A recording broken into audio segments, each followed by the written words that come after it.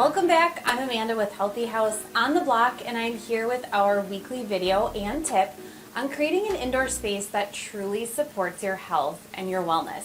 This week we're going to be covering the topic of flame retardants, and if you have kids, this is especially important because flame retardants are in so many products and items that babies and kids use all the time. So as I mentioned, kids are incredibly susceptible to flame retardant toxins just due to the fact that flame retardants are added to pajamas, mattresses, baby carriers, strollers, all kinds of products that we have our children in and around. And because children are so much smaller than adults and their systems in their body are not developed as well as ours, and they have a thinner musculoskeletal system, they are more susceptible to having issues when they come in contact with these toxins. Their body can actually absorb more of the toxins than we can pound for pound, and it can be incredibly harmful to their body as it develops. Flame retardants are one of the toxins that we talk about when it comes to children because they can be so detrimental to their health. And of course, adults are also at risk. So what we want to do is find out where these flame retardants are inside of our homes and how to get rid of them in a way that works for our budget and our resources and our time constraints. So first off, I think it's really important to understand what flame retardants are in order to understand how they are impacting our health and wellness and how important it is to get them out of our home. So flame retardants are found in multiple products around our home, and specifically they're found most oftentimes in things that we sleep on and other products that are in very close contact to us on a daily basis. So you can think about mattresses, upholstered furniture, carpet, insulation, your kids' clothing, car seats, strollers, coating on electrical cords and products. Flame retardants are in many places around our home. Brominated flame retardants are probably the most common example of a chemical for a flame retardant that's added to household products. Bromine is the main component in this flame retardant and is usually added to building materials, furniture, and other electronic items.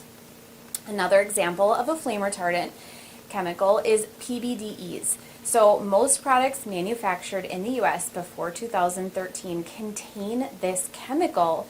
However, there's still going to be homes and furniture products that were created before there was a ban on PBDEs that we have in our own homes.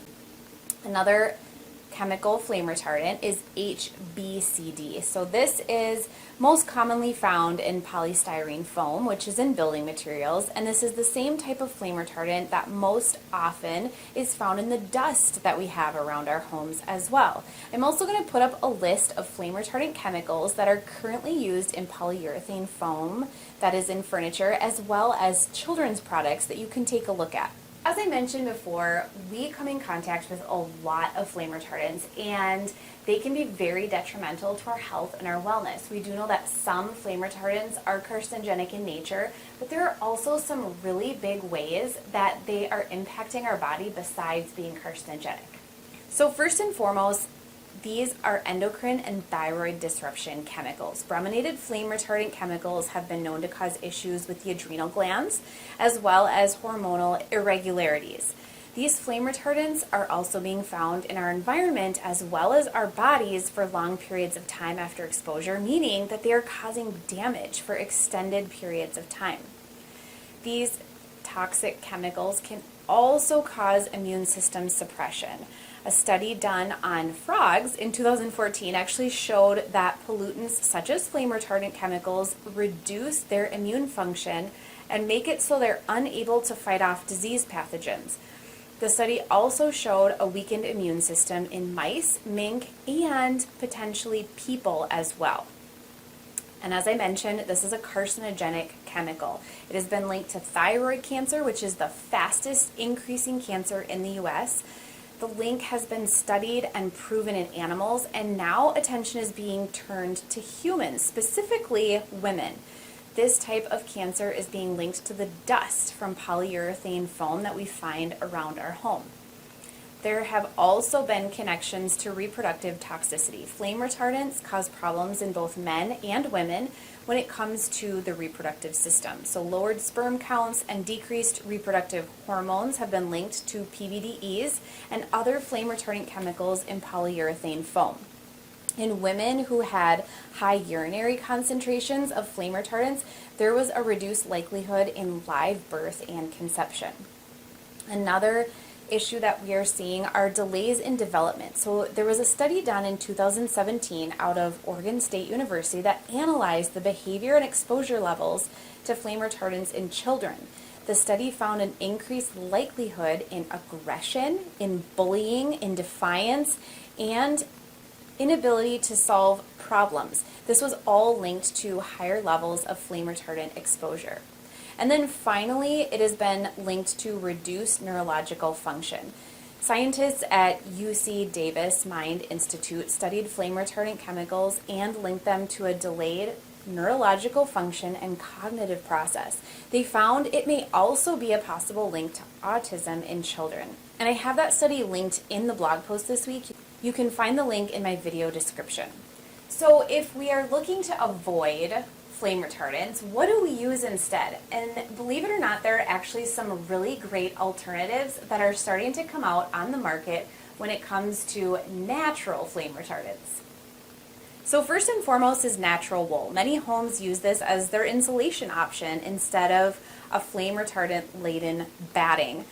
Some mattresses and furniture are also embracing natural wool as it's a great alternative to toxins and flame retardants. There's also a particular type of plant-based acid. It's a plant-based flame retardant that's found in both nuts and tea leaves, and it specifically comes from a substance found in buckwheat. So this plant-based flame retardant is currently being tested, but could be an exceptional alternative when it comes to creating toxin-free furniture, mattresses, carpets, and pillows. Another thing you can look for is a very particular label. It's TB 117-2013.